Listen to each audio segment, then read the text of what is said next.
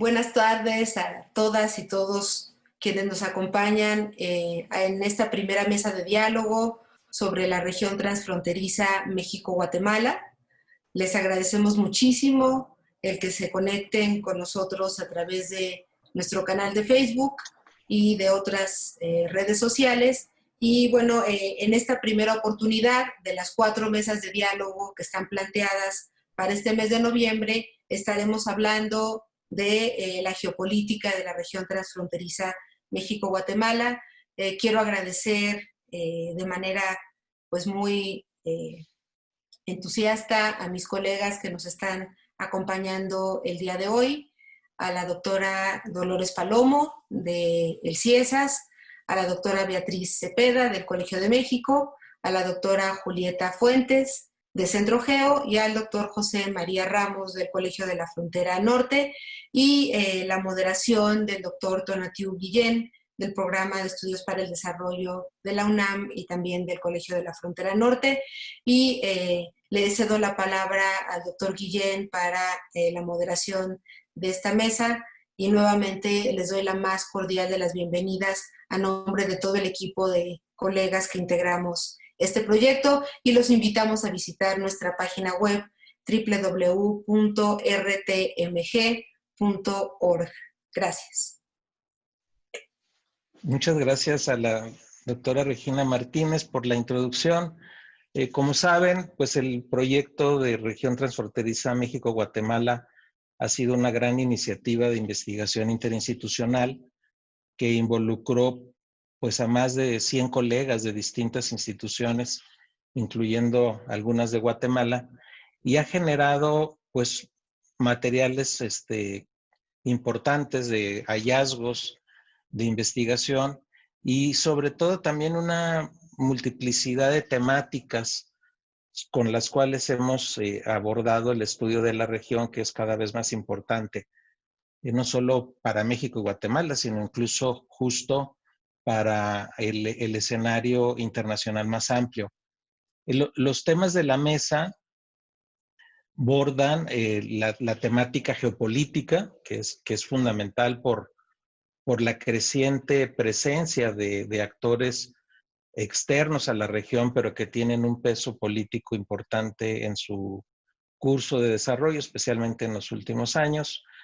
Vamos a abordar también la temática institucional, cómo hemos evolucionado en este rubro y en los diálogos también con Guatemala, que son fundamentales, y la dimensión histórica, que también haremos una recuperación no de largo plazo, pero más contemporánea de lo que es el proceso de desarrollo de la región.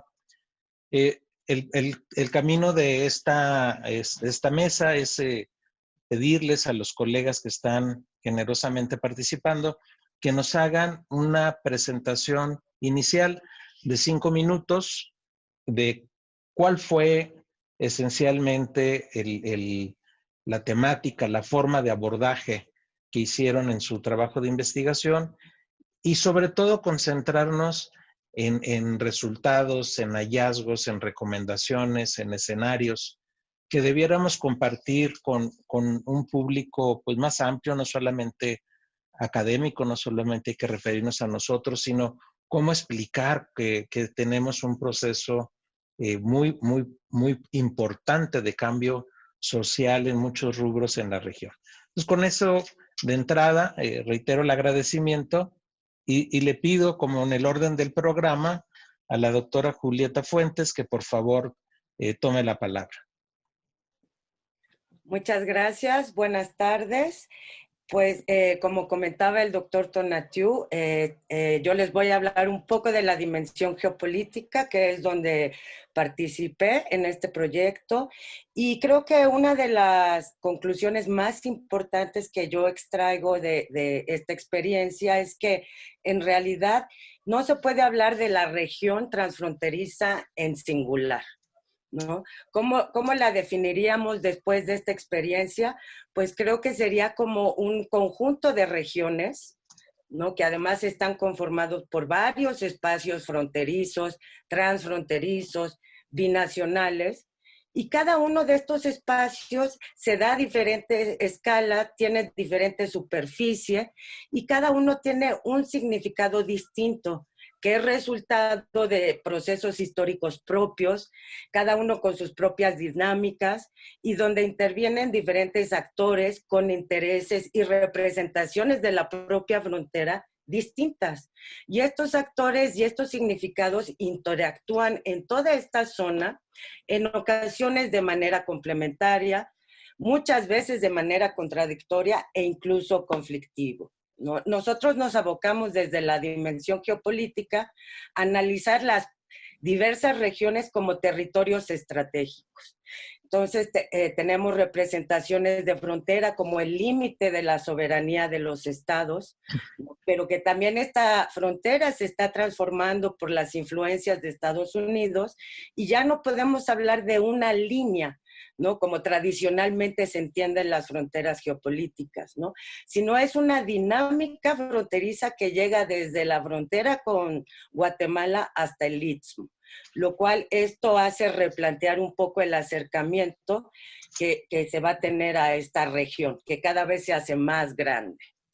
También se abordó la región como un territorio geoestratégico, donde la explotación de recursos naturales, en específico la minería, juega un papel muy importante en las dinámicas conflictivas que encontramos más allá de la migración y la seguridad fronteriza, que eso es otra cosa que quedó muy clara tras la investigación, ¿no? Que lo que está en juego en esta región trasciende las representaciones tradicionales de, por ejemplo, vehiculados por los medios de comunicación que se asocia directamente a migración o frontera.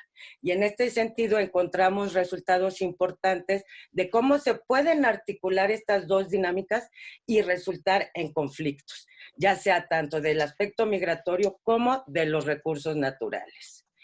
Y finalmente también encontramos que es un territorio donde el activismo político, precisamente por estas características, es muy importante y los lazos binacionales entre colectivos mexicanos y guatemaltecos están muy vivos, ¿no? Independientemente de que pareciera que la frontera es un obstáculo. Y en este caso, estos colectivos la conciben sobre todo como un espacio dinámico pendular. De esta representación también nos dimos cuenta que es muy similar a las representaciones que tienen, por ejemplo, los migrantes circulares, que a diferencia de los migrantes de tránsito que sí ven la frontera como un obstáculo, estos grupos activistas de protección de migrantes de tránsito y también la propia dinámica de la migración circular, se entiende la frontera como una oportunidad y un recurso, ¿no? Que eso también es uno de los análisis muy valiosos que sacamos de la investigación, ¿no? Que no necesariamente el acercamiento a la frontera es como si fuera ajeno, sino es parte de la vida cotidiana. Entonces, ya para resumir, creo que con lo que nos quedamos es que para entender la complejidad de esta región hay que entenderla como una multiplicidad de territorios estratégicos en diferentes dimensiones en las cuales cada actor tiene complementariedades que pueden permitir colaboraciones o contradicciones que aparentemente serían irreconciliables. Entonces nos parece que esta conciencia de los múltiples espacios es necesaria para poder tomar medidas y decisiones en cuestión de política pública. Gracias. Muchas gracias, Julieta. Me quedo así rápidamente con un par de asuntos para comentarlos después, pero uno sería el de los pesos de los actores de la geopolítica. ¿Quiénes dominan y hacia dónde empujan a la región? Entonces sería como uno de los puntos de reflexión. Y el otro que me llamó mucho la atención es la parte de activismo político y de estos colectivos que circulan por la frontera, que se articulan a través de la frontera. Entonces creo que son un asunto importante.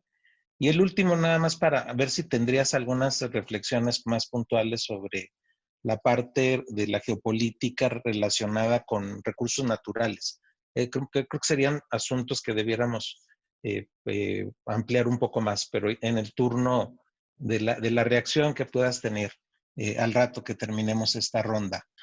Gracias, Julieta. Y entonces invito a Beatriz Cepeda, por favor, doctora, a que nos haga el comentario respectivo de su trabajo. Bueno, muchísimas gracias a Donatiu, muchísimas gracias Regina por la invitación y qué gusto estar compartiendo con ustedes, colegas, en este foro. Me temo que voy a ser un poco reiterativa, finalmente es el mismo tema y creo que la visión no es muy distinta. Creo que es importantísimo destacar, en efecto, que desde el trabajo que yo tuve la oportunidad, el placer de hecho de realizar, me queda claro que de lo que estamos hablando no se puede hablar ya ni de la frontera ni de una región transfronteriza, sino de una colección de ellas, una multiplicidad de ellas que no solamente se refieren a segmentos geográficos, sino a formas de integración a ambos lados de la frontera. Entonces estamos hablando por una parte sí de segmentos geográficos claramente diferenciados, pero además de maneras en que la región, un mismo segmento geográfico adquiere connotaciones o características distintas en función del tema desde el cual se le analice. Me parece también que a la hora de tener que definir esta frontera, creo que es importantísimo, y hablando del tema geopolítico, un poco haciendo alusión o una respuesta, digamos, inicial a una de las preguntas que acaba de plantear el doctor Guillén con respecto al peso de los actores geopolíticos, creo que tiene que quedar claro que Estados Unidos es un actor fundamental y esta frontera es, en efecto, la frontera entre, digamos, geográficamente entre Norteamérica y el resto del continente. Esto solamente en términos geográficos, pero además en términos geopolíticos, ya estamos hablando también de dos bloques que se entienden de forma distinta y una frontera que además tiende a trasladarse, a correrse cada vez más hacia el sur. Si en algún momento México, la frontera México-Guatemala fue en efecto la frontera sur de Estados Unidos, esta frontera cada vez está tendiendo a moverse hacia el sur y ya llegar prácticamente a la frontera sur de Honduras. Eso es fundamental. La investigación que yo realicé tenía por objetivo identificar los elementos del régimen. Bueno, primero plantearse la pregunta si existe un régimen de seguridad fronteriza entre México y Guatemala, y si ese es el caso, ¿cuáles son los elementos de este régimen? Al hablar de regímenes estamos utilizando un término de relaciones internacionales que básicamente se refiere a tanto los aspectos formales, es decir, la cuestión normativa, si existen acuerdos, tratados, qué actores se involucran en el tema de la seguridad fronteriza, pero no solamente en lo formal, sino también las prácticas informales, estos entendimientos que sin estar escritos, de alguna manera estructuran la interacción de los actores en torno al área específica de seguridad fronteriza. Para eso tuve oportunidad de hacer mucho trabajo de campo y eso es algo también interesante. Tuve oportunidad de entrevistar a cerca de 60 funcionarios, tanto mexicanos como guatemaltecos, en distintos niveles de la administración pública, desde exsecretarios o ministros de Gobernación, Relaciones Internacionales, hasta los guardias fronterizos que se encuentran ahí apostados a las márgenes del río o en los puntos formales de cruce. Y la idea era desde investigar qué mecanismos formales existen de coordinación en el tema de seguridad, pero también qué prácticas informales existen y qué entendimientos existen de su parte con respecto al tema de seguridad fronteriza. Como se podrán imaginar, pues los hallazgos son enormes, son muchísimos y no creo que no hemos terminado siquiera de procesarlos.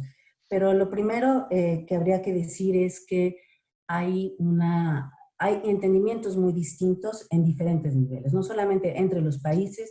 México tiene una percepción de lo que es la seguridad fronteriza en esa región o en esa frontera, y Guatemala una muy distinta. Por razones muy variadas, pero una que es obvia y que a veces se nos olvida es que, de hecho, este problema de la seguridad o de esa seguridad no representa el mismo problema para México que para Guatemala. En muchas ocasiones, cuando yo hablaba con las personas que me hicieron el favor de atenderme y tener mi entrevista, tenía la impresión de que los guatemaltecos estaban hablando de México como los mexicanos tendemos a hablar de Estados Unidos. Entonces, un poco, los flujos, hay que tenerlo claro, son de sur a norte, entonces los flujos de personas, los flujos de mercancías ilegales son de sur a norte. para Guatemala no es un problema que salgan de su país, para México es un problema que entren. Entonces, eso automáticamente, de alguna manera, matiza la concepción que se tiene de la seguridad fronteriza. No solamente eso, a mí me parece haber detectado entre funcionarios que había una enorme desconfianza. Hay una imagen recurrente de Guatemala como un país ya sea que no coopera, ya sea por falta de capacidades institucionales, y a veces se dejaba entrever cierta desconfianza en la, como que se atribuía no solamente en la falta de capacidades, sino falta de voluntad. Entonces me parece que algo que es fundamental si se quiere mover la política pública en esta región en una dirección más constructiva, pasa necesariamente por construir confianza. Otra cosa que me parece interesante de destacar es el tema mismo de la infraestructura física como parte de las percepciones de seguridad.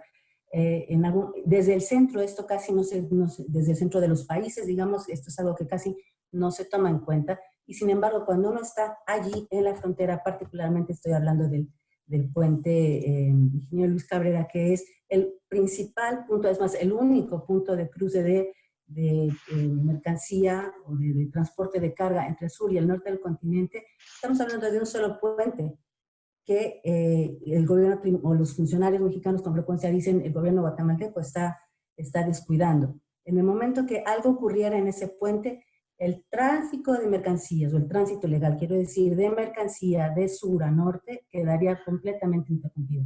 Ese también es un tema de seguridad, no desde el punto de vista de la comisión de ilícitos, sin embargo, para la seguridad económica de la región es importantísimo que haya una atención a estos factores.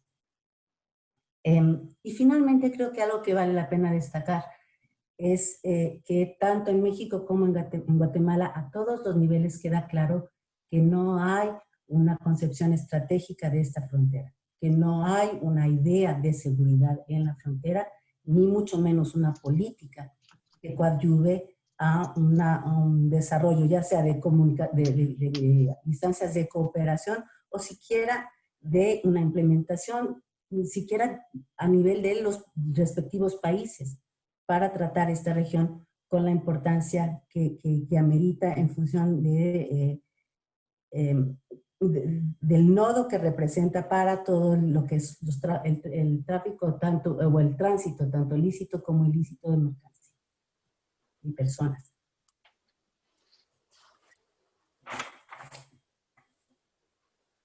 Muchas gracias, doctora Cepeda, por esta pequeña probadita del trabajo que realizaste.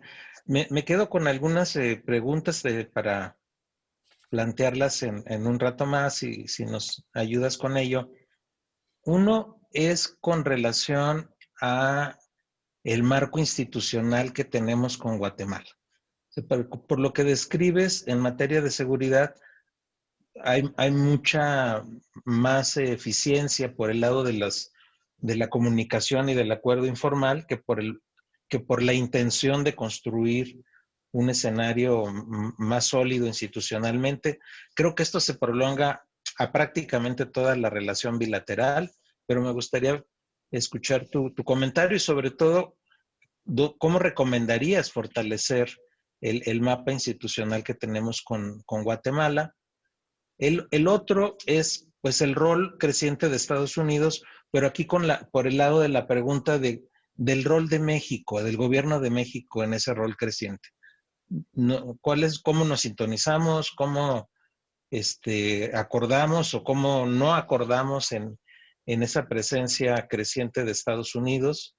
Sobre todo pues con el tema migratorio es evidente, pero a lo mejor hay otras áreas que también está por ahí metido justamente sobre el área y el tema de seguridad. Entonces con esos preguntas te las dejaría para ver si las podemos reflexionar y escuchar también tus recomendaciones, hacia dónde tendríamos que mover la temática y los acuerdos en las materias que estudiaste, especialmente los rubros de seguridad. Agradezco nuevamente esa presentación. Y entonces invito a José María Ramos, colega del COLEF. Mucho gusto de saludarte. Y también mismo escenario, José María, ¿dónde ubicarías las prioridades y los ejes temáticos que trabajaste del proyecto? Muchas gracias por la invitación a compartir algunos resultados y hallazgos del estudio. Este estudio lo elaboramos un grupo de colegas, entre los cuales estuvimos el profesor Carlos Barrachina y Jimmy Ramos Valencia.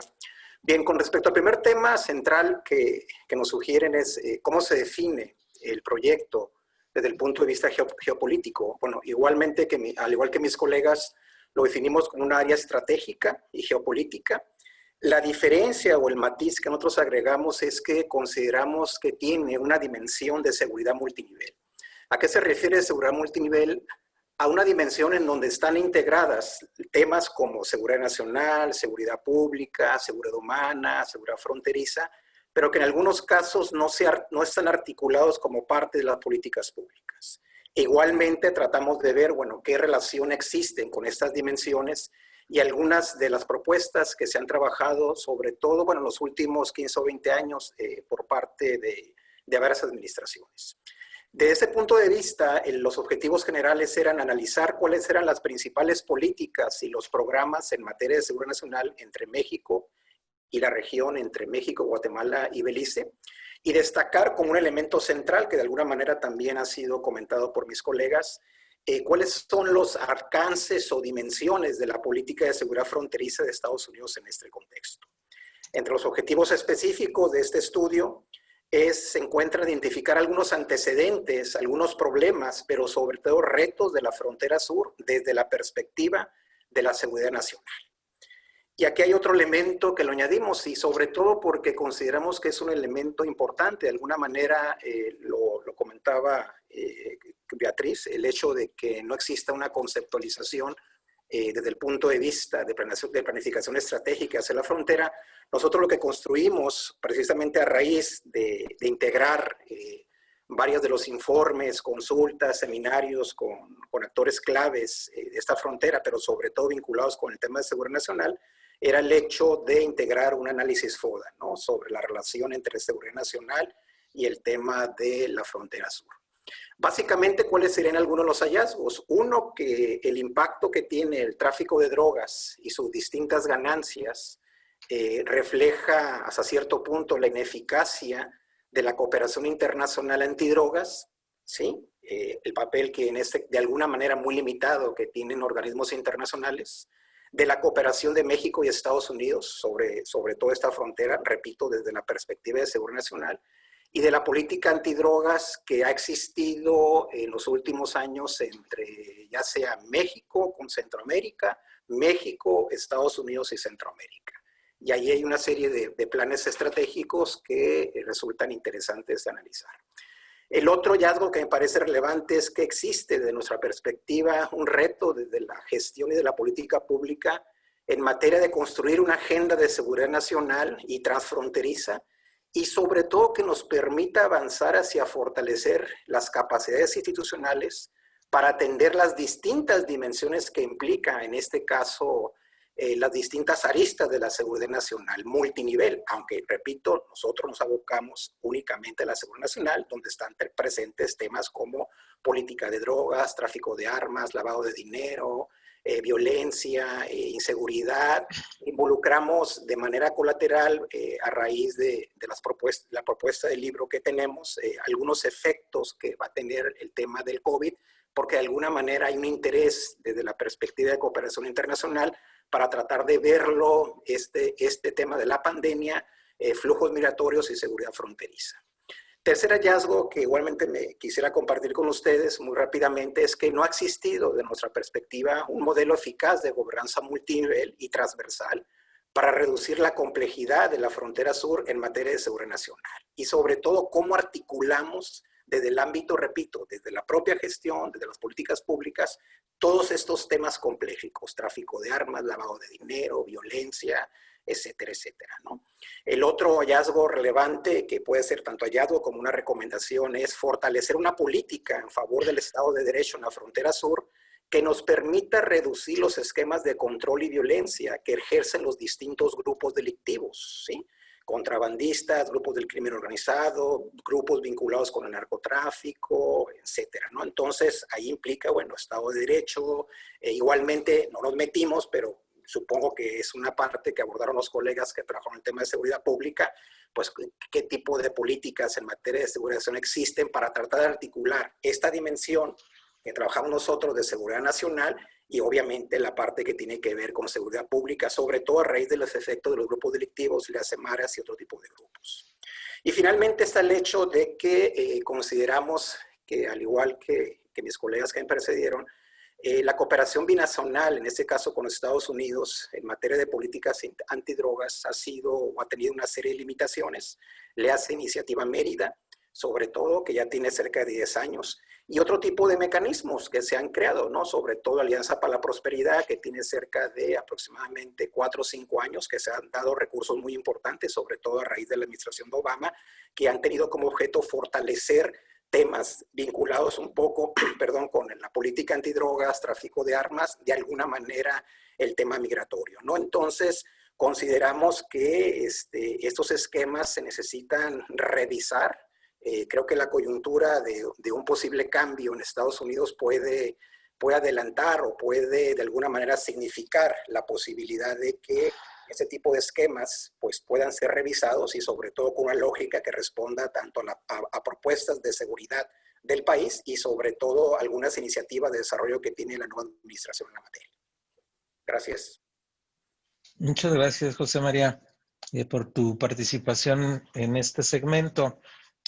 También me quedo con algunas preguntas. Una es si en ese escenario el tráfico de personas, cómo se aborda y cómo se compara, porque aparentemente el único asunto es drogas, por ejemplo. Y el tráfico de personas es la superindustria que también está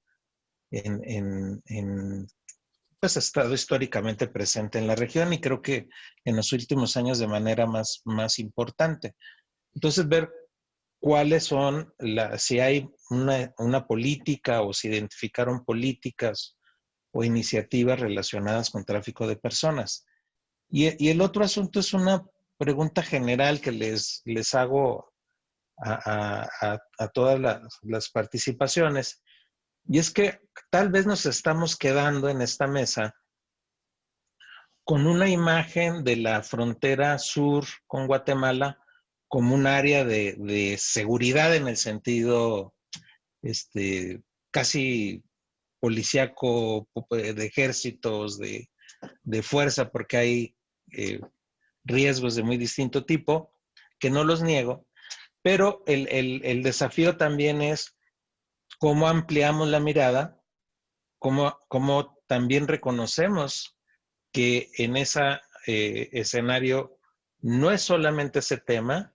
Creo que ahí somos víctimas de buena parte de la visión de Estados Unidos sobre la frontera sur, que nos dice ahí hay un problema de seguridad en el sentido de violencias y de tráfico de drogas, y hay un problema de seguridad desde la perspectiva de la migración internacional. Creo que nos estamos quedando atorados ahí, pero es una pregunta para provocar la discusión. Muchas gracias. Vemos entonces la participación, por favor, de María Dolores Palomo. Te escuchamos con mucho gusto. Sí, hola, buenas tardes a todos, a todas. Muchas gracias a Tonatiu por invitarme a participar en este proyecto, que para mí era meterme en un tema completamente nuevo, relativamente, sobre todo por la cuestión de la frontera. Y pues muchas gracias también a Regina por darle seguimiento a este proyecto y por lo armónico y lo agradable que ha sido trabajar en su desarrollo, ¿no? Bueno, pues quizás un poco contestando a esta última cuestión que plantea Tonatiu, de no quedarnos solo con esa mirada de la frontera sur como una cuestión de seguridad y de problemas y de grandes problemas nacionales.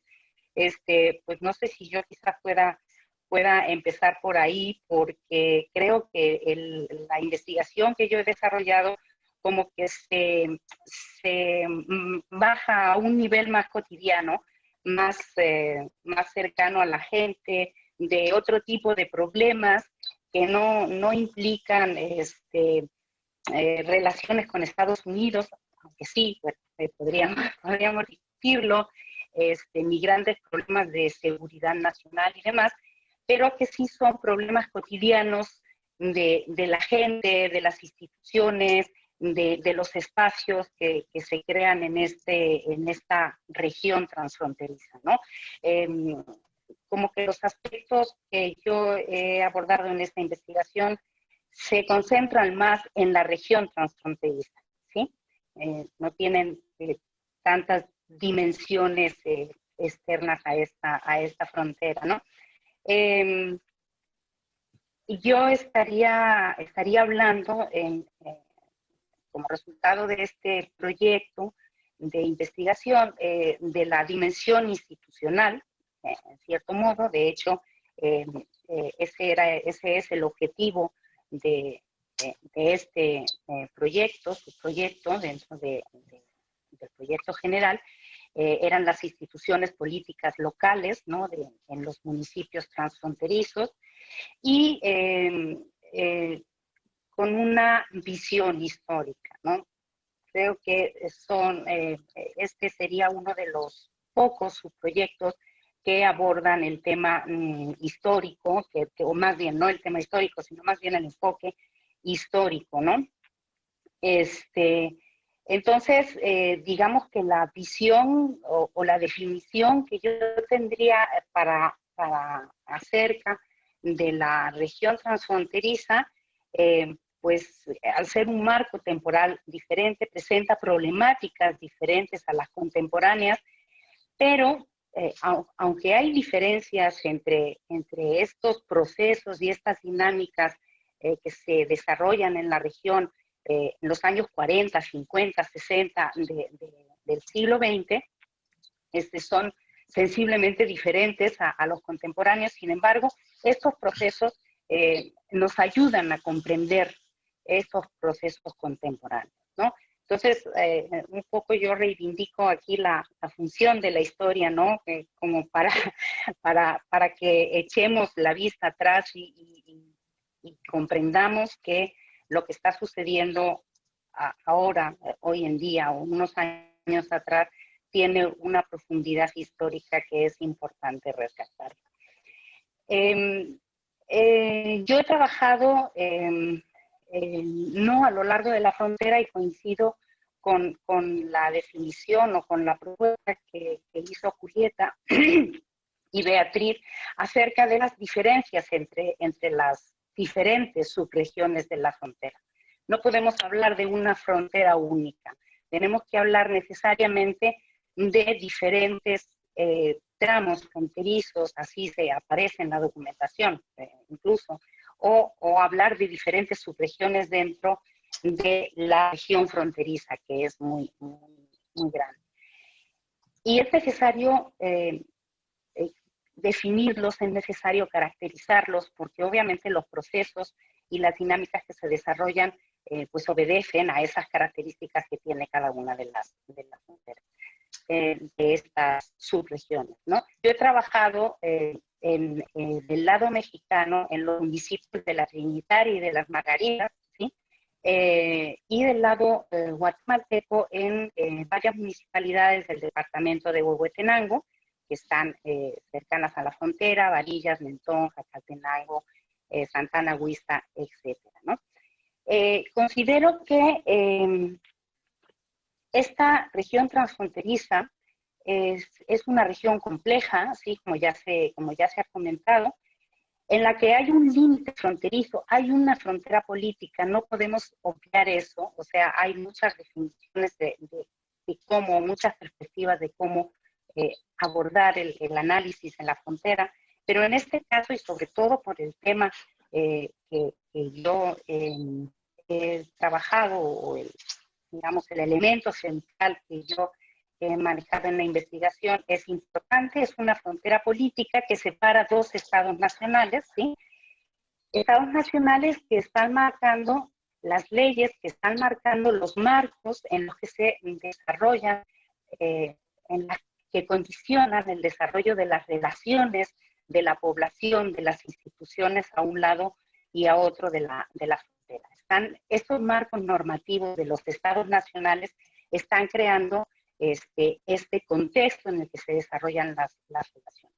Sin embargo, los procesos, si ya nos vamos un poco a escarbar en la documentación, que básicamente es lo que yo he hecho, trabajar con documentación de archivo, también he realizado al trabajo etnográfico, pero yo creo que para este proyecto lo más importante fue el trabajo de archivo. Si escarbamos en esos documentos, encontramos procesos que producen, que son procesos como más dinámicos, más flexibles, muy a menudo transgresores de esos marcos impuestos por los estados nacionales, ¿no? Es decir, hay que tener en cuenta al Estado necesariamente porque pues, las políticas del Estado desde inicios del siglo XIX, desde que se conforman los estados nacionales, con diferente intensidad se están marcando las características de estas regiones. Sin embargo, no podemos obviar en estas dinámicas transfronterizas la impronta de los sujetos, ¿no? Los actores sociales en estas dinámicas. Y ahí aparecen, ¿no? En los documentos. Entonces, esa sería, digamos, una de las definiciones o una de las caracterizaciones de esta región. Y esta interacción en esta región, o bueno, más bien en la región transfronteriza entre México y Guatemala, es muy evidente, sobre todo si estamos hablando de un periodo histórico. Es muy evidente, ¿no? Se ve con mucha nitidez, sobre todo porque está muy fresca esa larga convivencia de 300 años a lo largo de toda la época colonial y de otros 70, casi 70 años más que pasaron desde la independencia, desde que se conformaron el Estado-Nación hasta la fijación de la frontera, ¿no? Ese periodo de 70 años está caracterizado por un Estado que no tiene todavía la fortaleza, en la mayoría de los casos, para controlar estas transgresiones, estas interacciones informales que se produce a nivel cotidiano en la gente, ¿no? Entonces, esa es una característica importante de la región transfronteriza, ¿no? Y bueno, el tema, digamos, o más bien el objetivo de mi investigación se centraba en analizar el papel que las instituciones políticas locales de los pueblos transfronterizos tuvieron, qué papel jugaron en las delimitaciones territoriales, por ejemplo, o en esas interacciones fronterizas, ¿no? En aspectos relacionados, por ejemplo, con la cuestión territorial o con los intercambios económicos, relaciones comerciales, formas de cuestiones de producción, o por ejemplo sobre la movilidad humana, ¿no? O sea, son temas que analizando el tema de las instituciones políticas locales y fundamentalmente me he centrado en los ayuntamientos, han ido saliendo, ¿no? Porque son cuestiones, son temas, son asuntos que gestionaban los ayuntamientos, ¿no? Y bueno, era analizar las principales tensiones, los principales asuntos que tenían ese carácter transfronterizo, ¿no? Y el enfoque del análisis es ese, ¿no? Justamente el transfronterizo. Tratar estos asuntos con ese enfoque, ¿no? De ver la interrelación que tenían los procesos que se producen en un lado de la frontera, qué consecuencias tiene en el otro y viceversa, ¿no? Entonces, estos digamos que sería el objetivo principal, aunque secundariamente, bueno, pues han surgido otros objetivos que han ido saliendo a lo largo de la investigación. Uno de ellos, bueno, pues la diferencia, ¿no? Entre los diferentes tramos o las diferentes subregiones de las fronteras, que nos hace reflexionar sobre qué tan presente está el Estado en cada uno de estos estas subregiones fronterizas, ¿sí? Y a qué obedece estas diferencias en cuanto a la presencia y en cuanto al control que el Estado ejerce en cada una de estas subregiones, ¿no? Entonces, un poco reflexionar sobre eso, ¿no? ¿Qué interés o hay diferencias en cuanto al interés que tiene el Estado en cada una de las regiones? Y eso condiciona el control que se ejerce en cada una de estas subregiones. Y en relación con las instituciones políticas, con los ayuntamientos, bueno, me preguntaba si estos ayuntamientos gestionan o más bien ocupan el papel de un Estado ausente. O sea, si hay una ausencia del control del Estado en una región concreta, ver si los ayuntamientos ocupaban este espacio del Estado. Bueno, estas son algunas de las cuestiones que he abordado en la investigación y que podemos ampliar en la Muchas gracias, Gracias. por la presentación, súper interesante. Voy a solo hacer un par de preguntas, a ver si te animas a contestar en la segunda parte. Y es primero que tu trabajo efectivamente pone en práctica este ejercicio multinivel de la interacción institucional.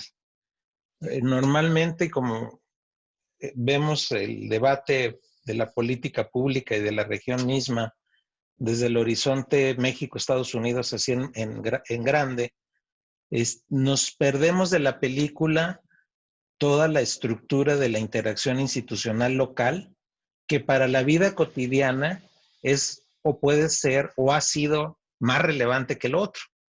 Entonces ese ejercicio multinivel me parece que aquí está súper destacado, de manera muy valiosa, y traducido a otro ámbito, les podemos llamar los actores político-institucionales de la región, o sea, los propios de la región. Esos actores que han sido, y esa es la pregunta, han sido fundamentales en tiempos pasados, para dejarlo en genérico, y que progresivamente la centralización y la presencia y la geopolítica y los temas que ya comentamos hace un rato, les ha dejado roles reducidos cada vez más. Esa pregunta es la que te tengo.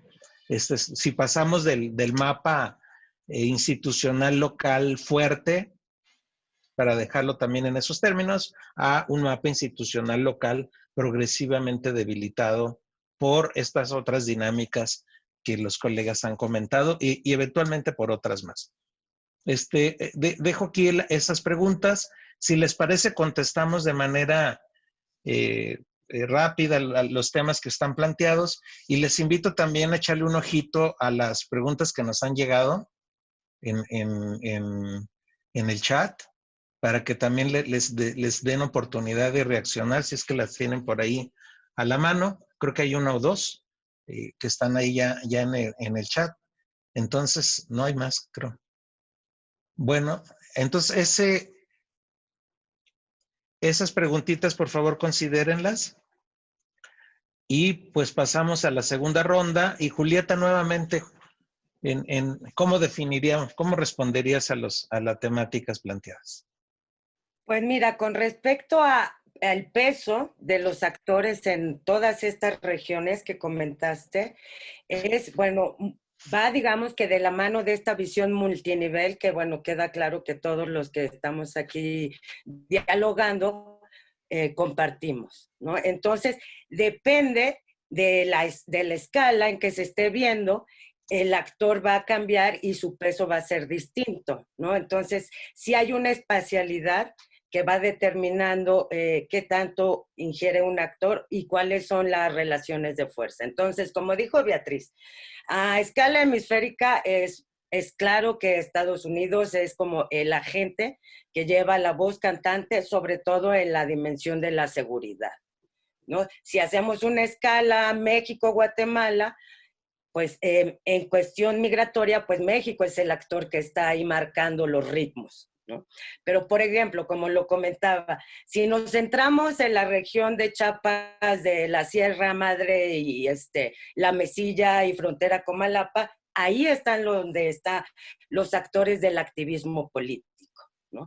Y ahí es donde se está dando todo un debate en torno a los derechos humanos, ya sean de los migrantes, de los mexicanos, de los migrantes laborales guatemaltecos, etcétera.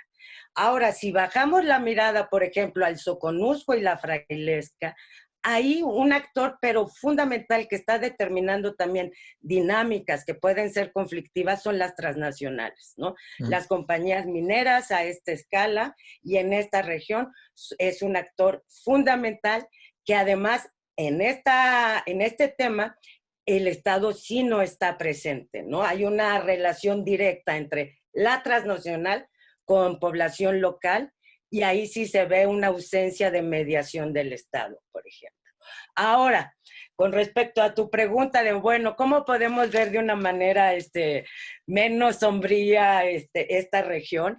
Pues tal cual lo dijiste tú y lo dijo Dolores, ¿no? Es a la escala local donde vemos toda la riqueza y que se da en esta región, ¿no? Entonces, como te digo, en la zona de la Sierra Madre, pues toda la narrativa que están teniendo estos colectivos es una narrativa alternativa a esta idea de frontera que tú comentabas, ¿no? Y que muchas veces no trasciende a otras esferas institucionales estas narrativas, que de escucharlas, ¿no? Se podría extraer ideas y prácticas cotidianas, como dice Dolores, muy valiosas. Ahora, si nos centramos en el río Suchate, por ejemplo, ahí la dinámica de la migración de los guatemaltecos que van y vienen a Tapachula y a esta región para trabajar, ahí las relaciones son totalmente distintas, basadas en la cultura, en la tradición, en la historia, y también son dinámicas que están revelando de qué manera la frontera puede ser una oportunidad para ambos países, ¿no? Exacto. Entonces, en ese sentido, me parece importante también señalar que dependiendo de la escala, se van a ir resaltando actores, y que para mí las oportunidades se encuentran a escala local y microlocal, y ahí es donde se debería de centrar la mirada, no más que en esta problemática macro. Y bueno, finalmente nada más para abonar a lo que decía el doctor José María con respecto al tráfico de drogas y de personas, es algo que se me ocurrió porque también yendo a la frontera hicimos varios trabajos de campo. La frontera no nada más tiene varios espacios, sino diferentes temporalidades.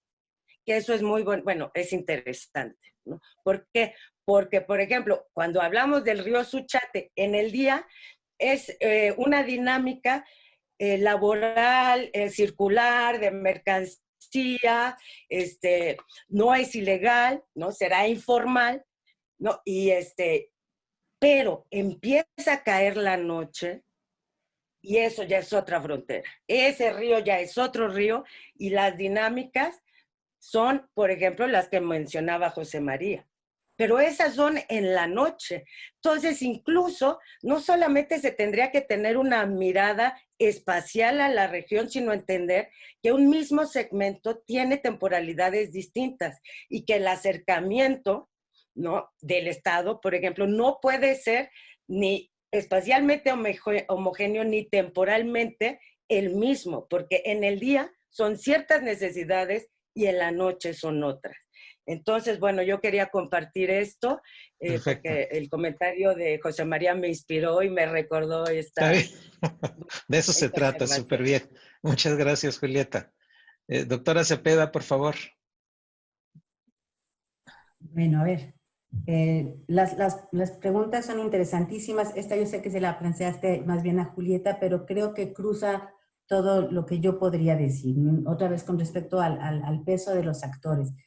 Es claro, y para rescatar una vez más esta dimensión local, que la región transfronteriza no es una región que pueda solamente caracterizarse a partir de los problemas de seguridad que desde el Estado central se ve, ¿no? Eso de alguna manera es reducirla a una visión, yo siento, muy centralista. La región transfronteriza tiene una vida propia, es una economía tremendamente dinámica, con una, digamos, una articulación de relaciones sociales muy, muy profunda, que además tiene raíces históricas. Bueno, María Dolores, que habló del tema, creo que podría exponer un poquito más sobre esto o profundizarlo, pero estamos hablando de hecho de sociedades que están profundamente integradas.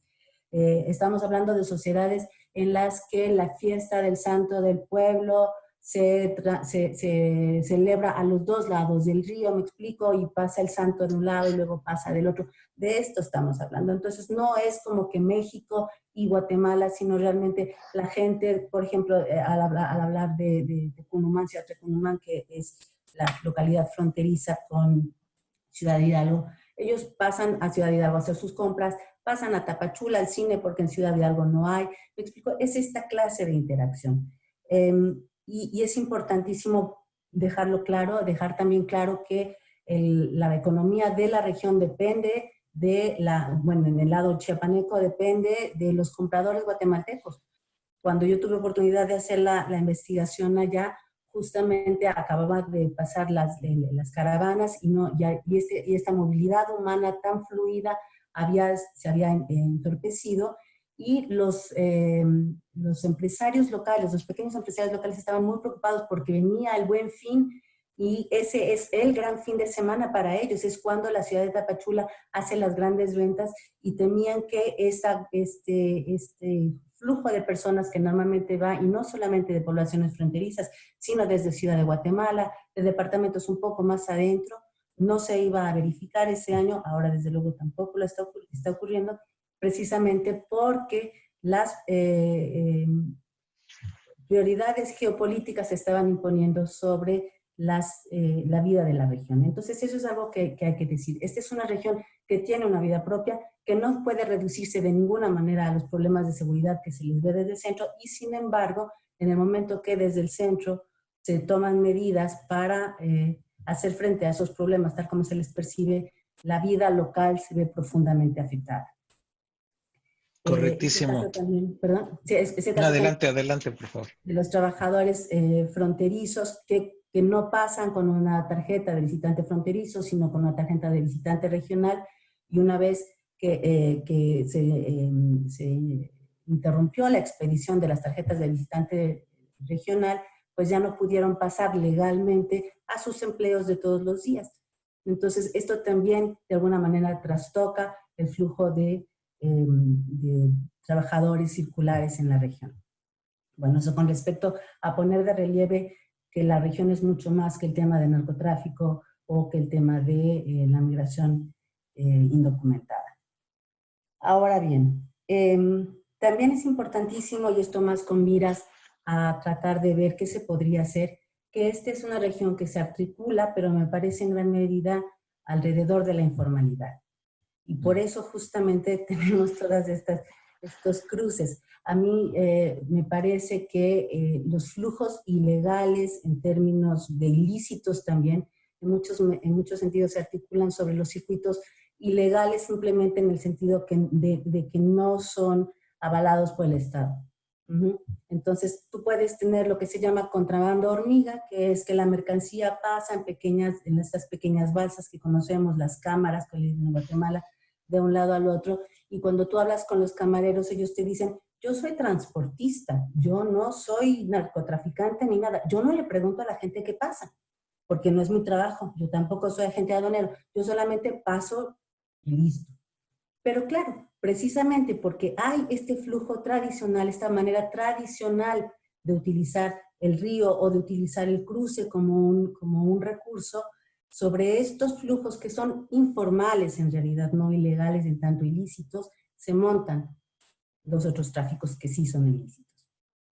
Y eso representa desde luego un gran desafío al Estado, porque como formalizar sin impedir los flujos, cómo tener una mayor presencia estatal sin por ello interrumpir completamente la vida transfronteriza que se ha articulado en función de estas características muy especiales de la región. Con respecto al tema institucional del que hablábamos, en realidad hay poca cooperación en términos de bilaterales, y José María no me dejará mentir, ¿no? Entre los dos países. A nivel bilateral existe desde 2002 el GANSEF, que era el Grupo de Alto Nivel para Seguridad Fronteriza, que se había creado junto con Belice. Eso es importante porque entonces se pensaba en una frontera común, digamos, era un instrumento común. Un poco también en respuesta a esta visión de Estados Unidos de trasladar su frontera hacia México a raíz de los ataques del 2001. Y la idea es necesario resguardar nuestras fronteras para evitar que por la frontera sur, y ahora entendida no la frontera sur México-Estados Unidos, sino la frontera sur de México, se nos cuele algún terrorista. Curiosamente, cuando entra en vigor el Plan Mérida en 2007, el GANSEC se convierte en el GANSEC, que es el Grupo de Alto Nivel para Seguridad General, que ya no incluye a Belice, sino solamente es un instrumento bilateral entre México y Guatemala. Parte de mi investigación consistió en preguntar a los diferentes representantes de las diferentes instituciones que forman parte del GANSEC, qué opinaban, cómo funcionaba. Y es interesantísimo ver la diversidad de puntos de vista que existen. O sea, el GANSEC está normalmente coordinado por los ministerios o por la Secretaría de Relaciones Exteriores. Ellos son los que coordinan y convocan, pero al interior del GANSEC hay diferentes grupos de trabajo. Entonces está el grupo de fronteras, está el grupo de migración, está el grupo de antinarcóticos, etcétera, etcétera. Lo que a mí me quedó clarísimo es que las opiniones con respecto al GANSEC varían dependiendo a quién se le pregunte. Los ministerios de Relaciones Exteriores opinan que funciona maravillosamente bien y son los únicos. Todos los demás opinan que no es, que solamente una pantalla, que hay veces en que en temas muy particulares puede lograrse alguna coordinación que tenga sentido, pero que en general son más bien eventos protocolarios. Lo que también me quedó claro es que quienes realmente se coordinan y no le preguntan mucho a nadie son las Fuerzas Armadas. Los ejércitos de los dos países tienen coordinación constante, comunicación constante. En ningún momento se me dijo, de manera que yo no lo podría decir, que haya habido operativos conjuntos o actividades conjuntas. No, siempre hablan de que hay una cierta coordinación, pero cada quien en su lado de la frontera, y sin embargo es claro que se coordinan y que están constantemente en comunicación sin que necesariamente nadie más se entere. Con respecto al mismo entramado institucional, creo creo que una vez más el peso de Estados Unidos se siente en la medida que José María ya mencionaba el Plan Mérida, y el Plan Mérida es un plan de cooperación en materia de seguridad enfocado a frenar el tráfico de drogas. Lo que nosotros vimos, lo yo que tuve oportunidad de constatar en la frontera, es que con estos recursos del Plan Mérida se construyeron las instalaciones que después van a ser de los CAIFs, que son los Centros de Atención Integral al Tránsito Fronterizo. Y este dinero que estaba destinado a control o a tráfico, a detener el tráfico de drogas, en efecto, parte de esto se destinó a la construcción de instalaciones que son unas fronteras dentro del territorio, digamos, o puntos fronterizos dentro del territorio. Estamos hablando de 5 que estaban proyectados, se han construido 3, y tienen una altísima tecnología para la detección de toda clase de mercancías, pero lo que nosotros logramos constatar es que en realidad el objetivo es frenar la movilidad humana en esos lugares, en esos puntos. Son los puntos donde confluyen las vías fundamentales que van de la frontera hacia adentro del país, y si bien es posible detectar mercancías, al momento que nosotros hicimos la investigación, el personal que estaba allí estaba enfocado en detectar personas que se internaran en el territorio sin permiso.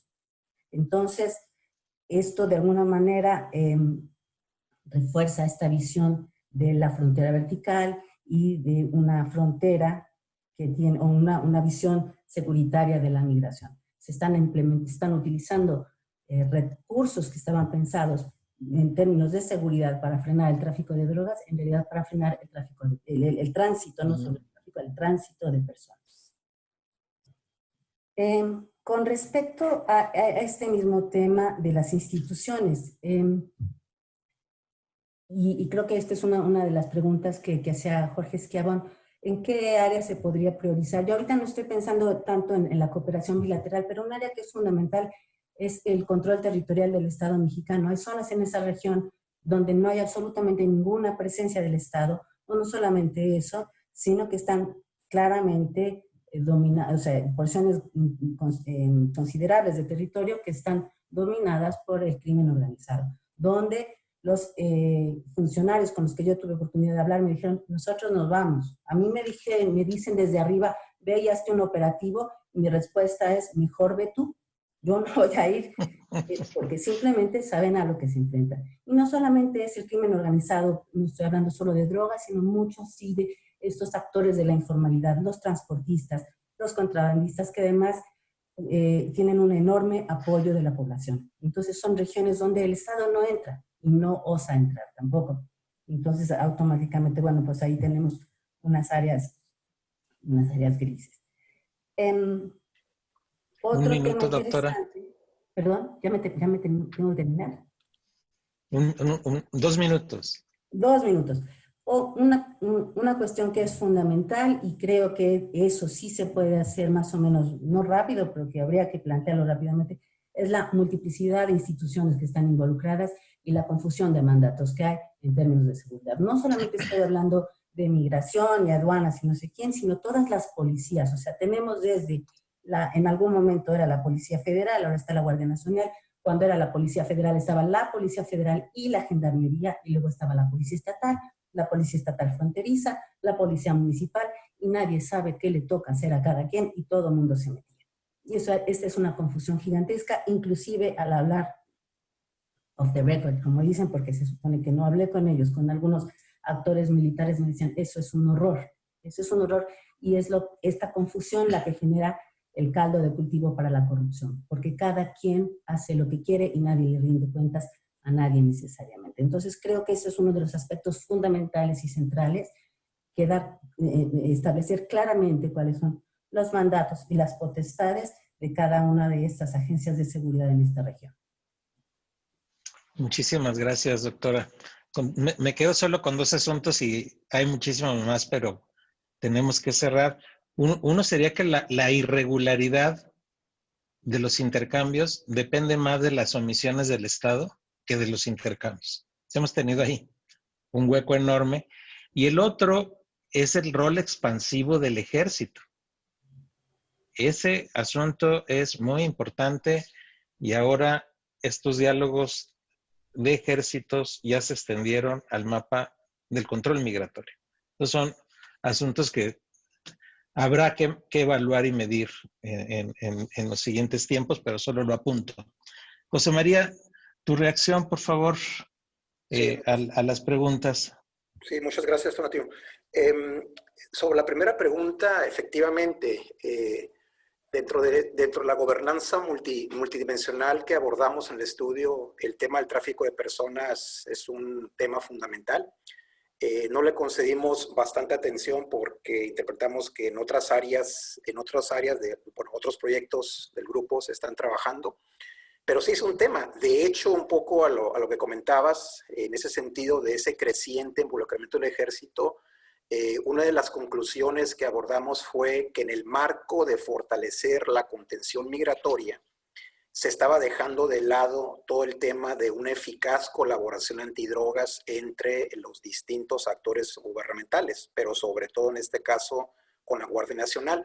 Y eso lo asocio un poco a lo que comentaba Beatriz en el sentido del papel de los Gansets, que han tenido, bueno, pues una historia, cuando menos en los últimos 10 o 15 años, muy interesante. Es decir, se ha fortalecido la cooperación, la coordinación, pero contradictoriamente el tráfico de drogas y sobre todo cocaína sigue creciendo por esta región.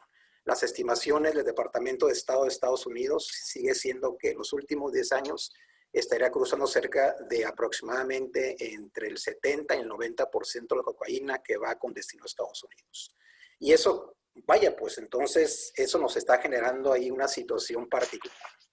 Con respecto al tema del desarrollo, efectivamente, uno de los temas que abordamos como parte de este trabajo interdisciplinario fue un poco ver, bueno, pues en este contexto donde se está fortaleciendo este esquema de seguridad nacional y sobre todo tratar de avanzar o proponer un modelo alternativo de seguridad multidimensional vinculado a una gobernanza multinivel, el tema del desarrollo creo que es importante. De esa perspectiva abordamos, hicimos una evaluación preliminar de la iniciativa que ha estado promoviendo el gobierno mexicano del plan de desarrollo hacia Centroamérica. Hicimos una evaluación más o menos integral.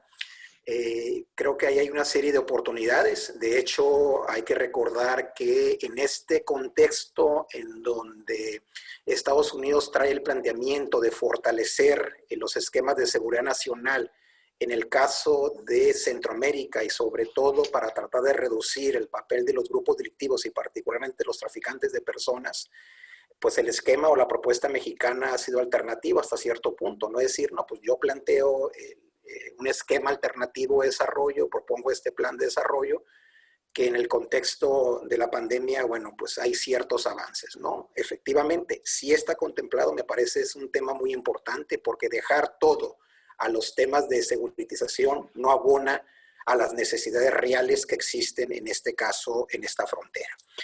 Complementar un poco la respuesta que dio Beatriz al planteamiento de Jorge Esquiabón, ahí hay una gran oportunidad, e incluso la exploramos ahí en el trabajo. ¿Y por qué la exploramos? Porque en el análisis de la relación entre una política de Estado vinculada a los temas de defensa, le hace seguridad nacional, también existe una perspectiva hacia el desarrollo dentro de algunos actores vinculados con la defensa en el caso mexicano. Y ahí hay planteamientos concretos sobre alternativas de competitividad y bienestar. Incluso también se plantea otra dimensión, que es la dimensión de la diplomacia, que está vinculada a los temas de cooperación internacional para el desarrollo. En otras palabras, vaya, pues ahí hay una oportunidad de fortalecer los objetivos de la Agenda 2030 y sobre todo a partir de estas necesidades socioeconómicas que se van a agudizar con la pandemia. Y en ese marco, para un poco contestar a la pregunta de Jorge, vaya, pues, por ejemplo, se acaba de suscribir un convenio internacional entre la Organización Panamericana de Salud y la OIEMA para fortalecer toda una política integral de apoyo a los flujos migratorios por esta región. Entonces, ahí hay una oportunidad que incluso nosotros la analizamos como parte del FODA, de que para bajarle un poco este perfil de contención, de regulación, de excesivo control de la Guardia Nacional, vaya, pues hay toda una serie de esquemas, ¿no? Cultura de la paz, que te vinculas con la comunidad. Es decir, existen toda una serie de planteamientos que de alguna manera los trabaja, por ejemplo, la ONU, que vaya, pues ahí están las oportunidades. Aquí lo interesante es que si va a existir de alguna manera una voluntad, una voluntad del Estado mexicano para tratar de cambiarlo. La posible llegada de Biden a Estados Unidos podría cambiar, sobre todo porque aparentemente los demócratas traen otra visión un poco más humanitaria, más de derechos humanos, etcétera, etcétera, ¿no? Entonces, aquí, por ejemplo, recientemente hemos estado trabajando algunas cosas con la Organización Internacional de Migraciones que traen todo un esquema de generar alternativas laborales para los grupos, sobre todo transfronterizos y particularmente los guatemaltecos, y que igualmente hemos estado trabajando con Ecosur, con el colega Benito Salvatierra, en donde ellos están documentando una infinidad de actividades que están llevando a cabo como parte de esta vinculación laboral en algunas actividades agrícolas, en el caso de la frontera sur, en donde, bueno, pues ahí hay una serie de temas importantes que ayudarían para tratar de plantear un escenario en el cual, en la medida en que existan ciertas o varias restricciones para que los migrantes lleguen hacia la frontera norte, pues esas alternativas de inclusión comunitaria, de economía solidaria, de fortalecimiento de algunos esquemas de desarrollo agrícola, etcétera, etcétera, pudieran ser una alternativa importante y si se vinculan en este caso con la Agenda 2030. En otras palabras, creo que una de las recomendaciones que se podría hacer como parte de este proyecto es insistir en la relevancia que tiene México que retomar o tomar en cuenta la relevancia de los objetivos de la Agenda 2030 y sobre todo aquellos que tienen que ver con los temas de migración y sobre todo los efectos de la pandemia, los flujos migratorios y obviamente los temas de seguridad. Gracias. Muchas gracias a ti, José María. Sí, efectivamente, por ahí va la ruta de salida de la problemática. La doctora Palomo, por favor, un comentario de cierre. Sí, gracias. Bueno, pues para pintar un poco el panorama de cuáles serían los actores políticos institucionales en la región y que, como señala el doctor Guillén, bueno, pues la geopolítica ha opacado. Básicamente, bueno, yo quisiera decir que, como comentaba antes, trabajé básicamente los ayuntamientos, ¿sí? Que digamos era la institución política local, en principio, que yo consideraba más importante en la región. Hay que señalar que en la documentación de archivos se ve esa relación que había entre las autoridades del Estado nacional, ¿no? Léase, pues, aduanas, ¿no? Para la cuestión del comercio, pues las instituciones, el Instituto Nacional de Migración o el guatemalteco para la cuestión migratoria, ¿no? Con la policía estatal que controlaba el contrabando. Hay una relación intensa entre estas autoridades del Estado Nacional con las autoridades locales, léase ayuntamientos. Eso es el primer apunte que quisiera señalar. Pero como resultado de la investigación, sorprendentemente he podido comprobar que los ayuntamientos en esta región no tenían, digamos, la autonomía que tenían para gestionar las problemáticas de la región era relativa, ¿sí? Más bien, yo los he estado observando, al menos así aparecen en la documentación, como auxiliares de las políticas de Estado, ¿no? O sea, veo al ayuntamiento apoyando a la política del Estado Nacional, a los programas del Estado Nacional, ¿no? Por ejemplo, en el control de la documentación migratoria a extranjeros, ¿no? O sea, controlando o apoyando los procesos de control de la población que se movía de México a Guatemala y de Guatemala a México, ¿no? Siempre había autoridades del ayuntamiento que estaban realizando trámites a solicitud de la institución estatal que así se lo solicitaba. Por ejemplo, también las presidencias municipales fueron gestores en el proceso de colonización de tierra. En el proceso de colonización de tierras hay un proceso en el que coinciden varios autores. Se trata de asegurar territorialmente la frontera para que no haya problemas de límites. Entonces, la colonización y privatización de tierras, digamos que fue como un mecanismo, un instrumento para hacerlo. Entonces, vemos a los ayuntamientos tramitando documentación de inafectabilidad o dando certificados de propiedad, etcétera, ¿no?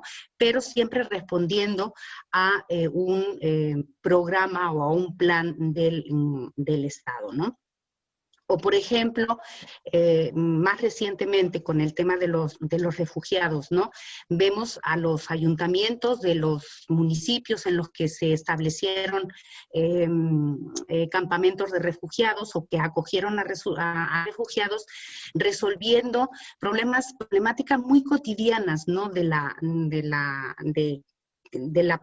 problema que supuso, porque realmente la documentación que he consultado nos muestra que realmente para los municipios, para los pueblos sí fue un problema gestionar el tema de los refugiados, ¿no? Entonces, vemos a los ayuntamientos colaborando en estos programas de los estados, ¿no? Del Estado Nacional. Pero vemos muy poca o relativa, una autonomía relativa, ¿no? Para tomar decisiones en estos temas, ¿no? También hemos observado que los asuntos que interesaban propiamente a los, haciendo una revisión de las actas de las reuniones de los ayuntamientos, pues vemos que los problemas que les interesaba o que quedan reflejados en estas actas son problemas que afectan básicamente a las cabeceras municipales. Y sin embargo, todos estos centros de población que están en el caso de los municipios que yo he trabajado en México, que son las Margaritas y la Trinitaria, pues la cabecera municipal queda lejísimos de la frontera. Entonces, pues en estas actas realmente no aparece la problemática o las tensiones que se pueden generar en la frontera, ni en los centros de población que están cercanos a la frontera, ¿no? Yo muchas veces leyendo las actas decía, es que son temas banales, ¿no? Los que se abordan por parte del ayuntamiento municipal. Entonces, yo creo que sería oportuno, sería muy necesario analizar, profundizar en el análisis de instituciones subalternas, ¿no? Incluso instituciones informales, para tener un panorama más completo de cuál es, digamos, la estructura, cuál es el mapa de los actores institucionales que hay en la región transfronteriza, tanto del lado de Guatemala como del lado mexicano. Porque estas autoridades informales muchas veces, o sea, no reconocidas. Estoy pensando, por ejemplo, en las comisiones permanentes de los campamentos de refugiados. Tuvieron un papel fundamental en la gestión de los campamentos y en el proceso de retorno a Guatemala, ¿no? Entonces, todo este mapa de autoridades subalternas o informales, yo creo que sería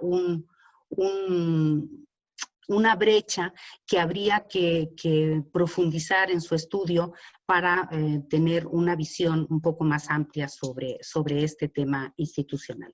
A lo largo de la historia, claro está. Sería todo. Gracias. Muchas gracias. Pues, efectivamente hay un desafío ahí de recorrido de instituciones formales e informales. Y ahorita sí, abuelo de pájaro, pues sin duda, por ejemplo, las iglesias, ¿no? Las iglesias deben tener ahí una jugada mega interesante pues en la dinámica de la vida cotidiana fronteriza y transfronteriza. Hemos llegado al cierre, o sea, efectivamente pues nos podemos quedar 1 hora más, 2 horas más en este diálogo tan bueno e interesante. No sé si en el chat haya algo que alguno de ustedes quisiera comentar para agradecer también a quienes han estado vinculados a la reunión a través del Face. Les apreciamos mucho su compañía y su comunicación con nosotros. Si hay algo ahí, lo retomamos. Y si no, pues les reiteramos el aprecio y agradecimiento. Colegas, pues gracias. Julieta, súper gracias por la presentación. Estos materiales están en la página del sitio del proyecto, estos y otros muchísimos. Y les compartimos que vamos a estar presentando la colección editorial en la Feria del Libro en Guadalajara. Me parece que el día 4 de diciembre. Va a estar la directora de CONACYT acompañándonos ahí, porque el proyecto finalmente es un proyecto muy apoyado por CONACYT y agradecemos ese impulso tan importante, y pues las instituciones que han colaborado con ello. Entonces, Julieta, mil gracias. Beatriz, súper gracias también por la fabulosa presentación. José María, gracias, saludos. Ahí a ver si nos vemos pronto. Ya, a lo mejor ya me regreso a ver qué hago. Muchas gracias. Y Dolores, Paloma, muchas gracias por el apoyo y reiterado aprecio también para Regina por la coordinación de todos estos trabajos que nos han salido tan interesantes y productivos. Los saludos y hasta pronto, hasta la siguiente reunión de diálogo. No, pues además, reiterar mi agradecimiento igual a los colegas y a Tonatiuh, que pues quienes hemos estado cerca del proyecto, y también para quienes nos están escuchando por redes sociales, fue quien concibió y fue el primer coordinador de esta iniciativa inédita de trabajo interinstitucional, interdisciplinario y bueno, pues que ha tenido resultados realmente sorprendentes, en donde creo que todos hemos aprendido muchísimo de nuestros colegas, pero sobre todo hemos aprendido de una región que hasta ahorita había sido estudiada en lo puntual, pero no en esta mirada de conjunto que nos ha permitido este proyecto de investigación, y reiterarles la invitación a visitar nuestra página web. Muchísimas gracias y nos vemos dentro de una semana, el próximo miércoles, igual a las 4:30 de la tarde, para hablar de los procesos sociales y culturales en la región transfronteriza México-Guatemala. Muchísimas gracias por su atención y a los colegas por su participación.